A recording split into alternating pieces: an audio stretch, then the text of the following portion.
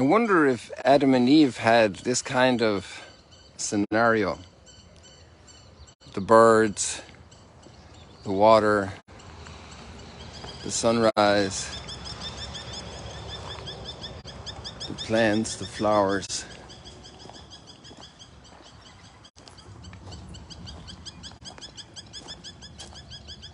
They probably didn't have the garbage.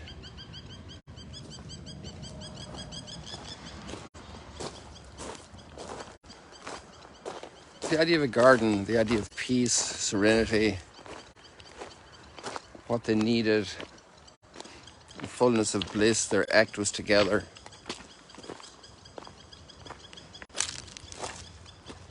They had it all.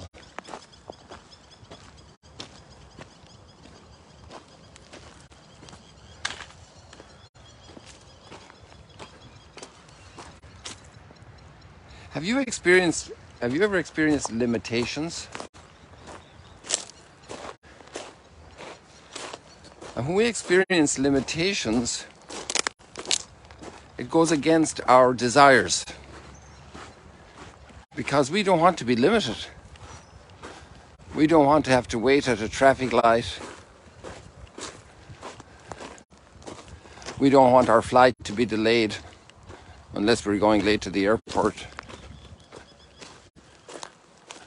And that's because we did other things that we shouldn't have been doing in order to be there on time.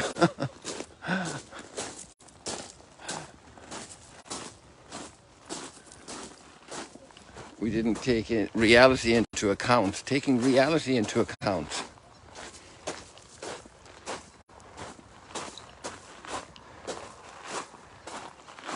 I'm going in the other direction today because I went to go up and Mount Arbel, and then I realized that I had a brainwave last night that I wanted to share with you, so I'm heading back to Magdala because this is very pertinent. It was also nice to have this little taste of this paradise here this morning because that's our first reading. The readings today actually span the whole concept of salvation, the whole concept of redemption.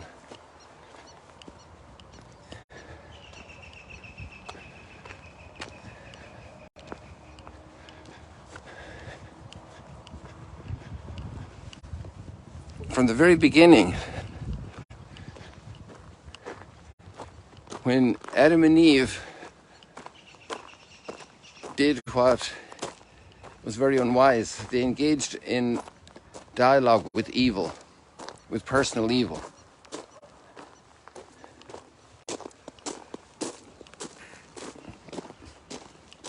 The ability to say no is a great strength. And this is what Lent is about, in part, because it's actually a great strength, and that's the emphasis, because it allows me to be who I am, to do what I'm supposed to do. That obviously presupposes a discernment that was well made and that I know what I should do. A decision to develop this relationship that flowers in marriage.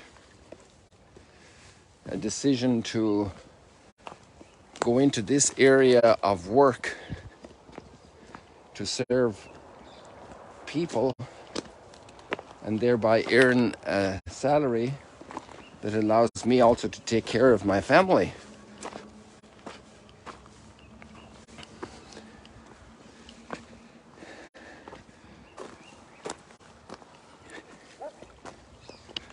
But I will run into lots of different limitations because the sun will go down, the day is over, the light's gone, my body is tired and I need to sleep.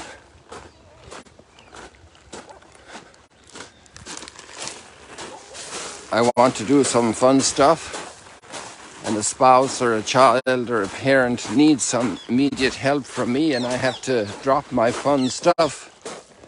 But there's something beautiful happening when I drop my fun stuff. I get something amazing back. I get beautiful relationships, strengthened bonds. I'm not alone in this world. It's not good for men to be alone.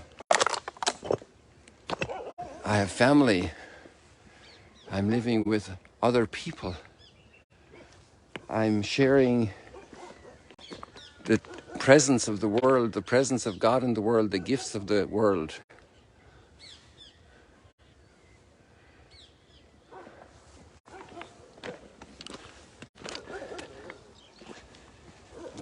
The discovery of limits, the need for limits, the need for understanding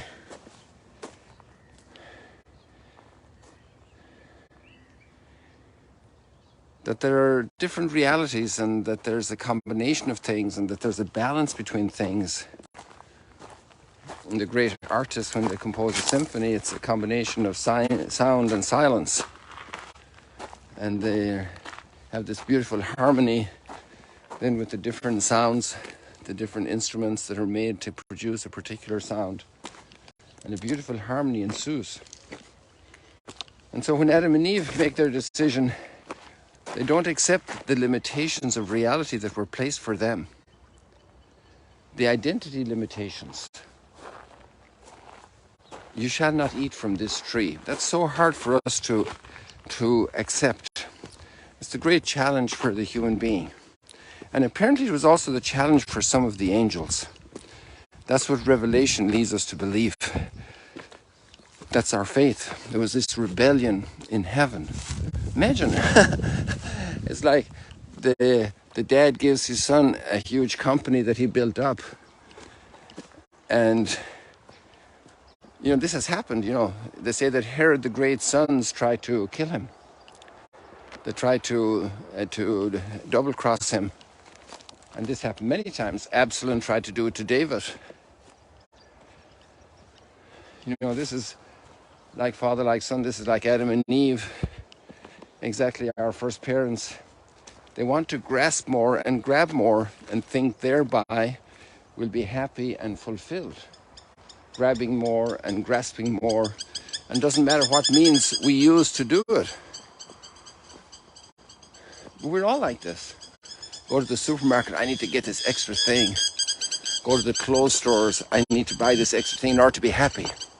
Obviously, there are moms going to the stores that need this clothes for their children. They're growing out of the clothes they have, they need new clothes. But the consumer culture gets us into, it's really an anti-culture, it gets us into thinking that my happiness and success and fulfillment is precisely in having more stuff. And Lent is about saying, no, I don't need that. I can do without this dessert. I can do without this cigarette. I can do without this video. I can do without indulging my passions, my pleasures, my vanity, the applause of others. I can be myself,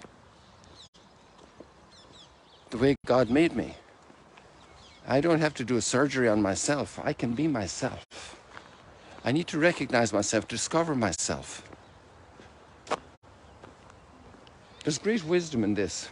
And actually what they wanted was wisdom. You know, people start looking for wisdom once they have stuff. And now they're going to philosophies and all kinds of stuff, but sometimes a very fake wisdom. Guys, look at this olive tree. It needs a haircut, right? And that's why I'm bringing you up here, because some of our olive trees got a haircut. Well, actually, they got more than a haircut. We'll see that in a minute. It's the time for the pruning season. That's kind of a Lenten deed, isn't it? Pruning. And Jesus had an incredible line. I am the vine, so take any plant, any tree, and you are the branches. You know, what chance does a branch have without the stem and the roots? But sometimes we want to be a branch blowing in the wind without connection to our stem and our roots. And that's like the child that inherits the big company and rebels against their parents.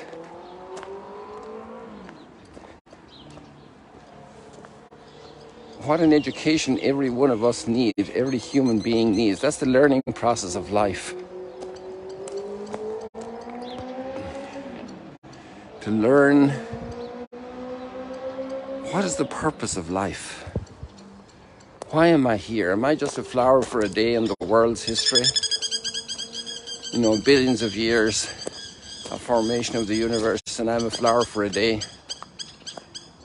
What, 70 or 80 years in the span of the physical universe? But if we want to hold the physical universe to ourselves and it's laughing at us, I'll bury you.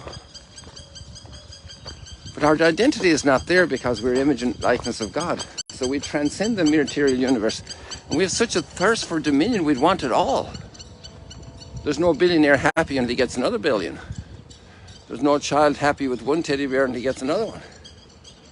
He sees another one in the shop window and poor mom or dad have to buy it. Then there's such a culture today of not being able to educate, which is really an anti-culture, not being able to educate children to be content with a little, to be content with the blessing they have. And I'm not against ambition and growing in lots of ways, because we're also called to grow. So this olive tree was pruned yesterday. No, don't cut me! Don't cut this branch! Don't cut this branch! This is so nice! Cut it! Cut it! Cut it! You know, 2 years ago, we pruned the trees just like this. And the harvest that came back was amazing. And then this past harvest, the second harvest from that pruning, we had 23 drums of olive oil here. 23 drums of olive oil. And there are just a few more trees besides these. The majority of them are here in this avenue. We planted them here a number of years ago. 23 drums of oil. I'm not sure how many gallons are in each drum, but it was a lot of oil. Everybody was super impressed. It was a bumper crop. So pruning, Jesus said, you know, I am the vine, you are the branches. My Father is the vine dresser, and he prunes us. And some of the pruning happens without our consent, you know. There's an accident. We lose an arm or a leg, God forbid, or an eye. Or we lose our memory over time. Or we lose our eyesight, we lose hearing ability. Look at all the pruning. Oh, don't cut me! Don't cut me off! Prune, prune, prune. Prune, so there will be a big harvest. That's what Jesus promises us. And we get pruned everywhere. Financially sometimes, we get pruned in health issues, we get pruned in family relationships, sometimes there's hurt, pruned in political changes in countries, pruned in the life of the church, pruned, pruned, pruned. This is Lent, Lent for the trees. Isn't this amazing? Let's go outside them here because we'll get a better look at the sunrise. So beautiful. And it's all for blessing. It's all for a bigger harvest. And what's the harvest when we're being pruned completely of the material world? It's the harvest for our soul. Fasting for the body is feasting for the soul. Sometimes we feast our body so much that our soul gets shrimped into a little nothing. It's like the appendix in our body. It kind of used to have some function once upon a time, but no longer has. We might even get an operation and take out our soul or our appendix from us. And we think we can succeed then, you know. Well, it works with the appendix, but not so much with the soul. These olive trees are waiting for a good pruning as well, you see. They need a haircut. And so an exodus from saturation of consumption, an exodus from pride, an exodus from thirst for likes in social media, applause. That's what Jesus turned down. Jump from the temple, make a show, do something snazzy, do something that draws attention. And Jesus says, no way. That's not how I'm going to be Messiah. I'll make a show. I'll be crucified. I'll make a show, all right. And then he says, you know, just turn away from God and you'll be successful, a little bit like Adam and Eve did. That's why we have the readings. And that's why the whole history of salvation pivots on those moments. That spiritual combat. that Jesus engages in. I'm getting up here. I'm okay. I'm okay. Don't worry.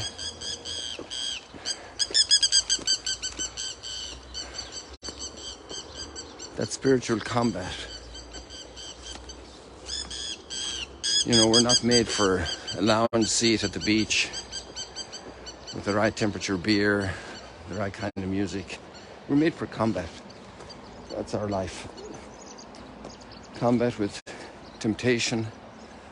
And we have the resources to do it, and we have the victory because through one man, salvation came into the world that was thrown out by others at the beginning. People, God bless you. See you later, alligators. Have a wonderful day. It's a wonderful Sunday, first Sunday of Lent.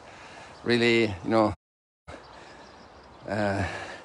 pedal to the metal here with Lent. Get into the combat. Make your plan. Everybody's different need, different consumption problems, different power problems, different struggles. You know, God bless you. See you later, alligators. Finish.